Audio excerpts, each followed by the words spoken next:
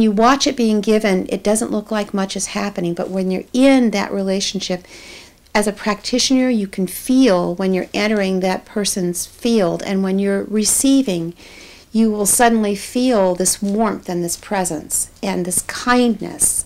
It's that essence of harmony and kindness that's shared between you that I think makes all the difference in terms of restoring peace and well-being to both people at the same time. It's not a separate event.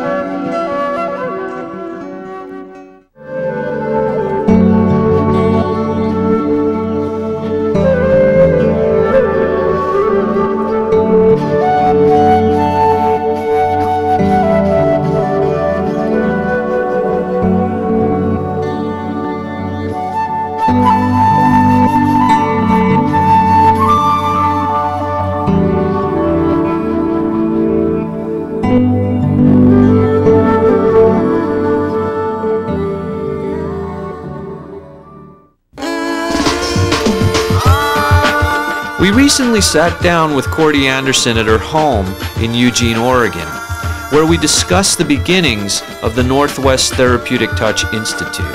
Can you tell us about the Northwest Therapeutic Touch Institute? I really like to talk about the Northwest Therapeutic Touch Institute. In 1998, there were 3 women, Neela Campbell, Bev Forrester, and myself, and it was very clear that we needed some financial support to give classes, to get the word out, so to speak. And there were people who wanted to donate to a therapeutic touch organization. So we created a nonprofit, 501c3 nonprofit, and the name of it is the Northwest Therapeutic Touch Institute. The mission of that institute is to educate and disseminate information about therapeutic touch. So we have been doing basic or beginner level classes and intermediate level classes since 1998 here in Eugene.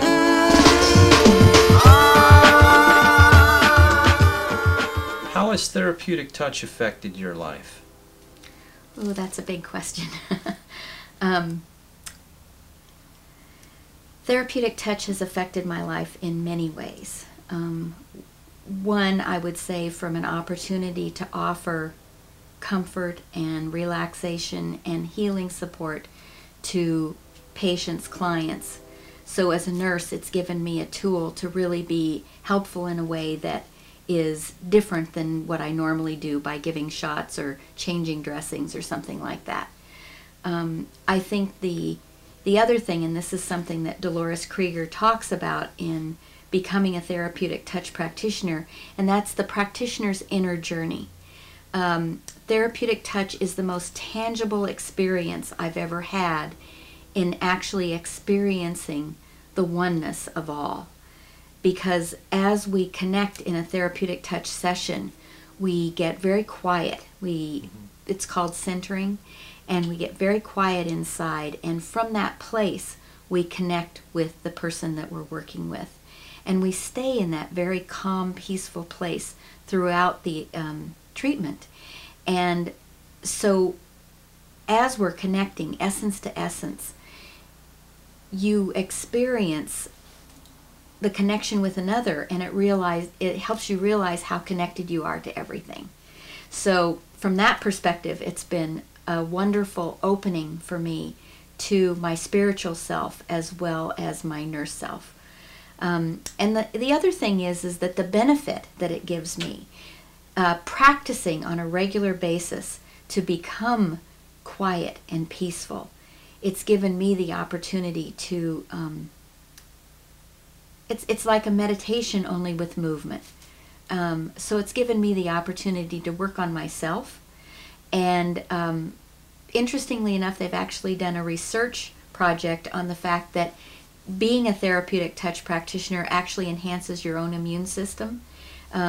We tend to be very healthy. We tend to be able to fight off viruses and things like that pretty easily. So there's many benefits, and it certainly has changed my life in a way that as I look towards retirement from my nursing career, I am opening a healing center in my home because of the work that I did with Neela Campbell and the fact that she died unexpectedly a few years ago. We're calling it the Neela Campbell Healing Arts Center, and it is a way that I can offer therapeutic touch in my home to many of the people who could benefit from it.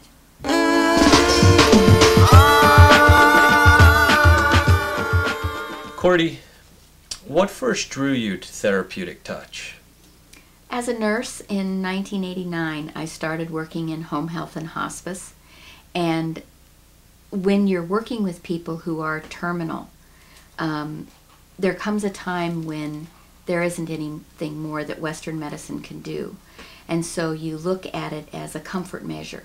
You allow them to eat what they want and drink what they want, and you want to keep them comfortable. And therapeutic touch was something that I could offer people. And I was working with Neela Campbell at that time in an organization called Bright Wings. They were doing education events to help people work with terminally ill patients. And so that was the first thing that drew me to therapeutic touch, was the ability to do something that was very, very special to offer people who were terminal. And the beauty of therapeutic touch is that even though a practitioner can study years and years and continue to improve their ability to do therapeutic touch, you can also teach it to family members relatively quickly. So in a hospice situation, people could start doing therapeutic touch on their family members within just a few hours. And it gave them something to give to their family member when they couldn't feed them anymore or take them for a drive or something like that.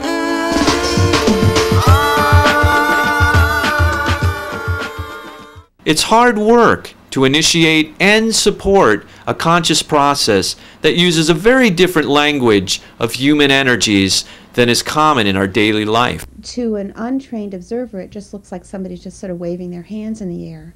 But when you're sitting on the stool and your eyes are closed and you have no idea what the person who's giving the treatment is doing, suddenly you just feel yourself enveloped in this warmth and light and softness and kindness, and you feel your breath slowing down and your heart rate slowing down, and it's like entering a state of really deep meditation, but there's this other presence there. You know that that person is there. You can feel the love coming from their hands. And as a practitioner, I really became just immersed in this incredible connection that you feel when you entrain yourself with the breath of the person who's receiving, and you let go of any sense of self apart from the process that's happening between the two of you. It's like being in a state of meditation and grace, but you're doing it. It's like a dance between two souls in the same prayer.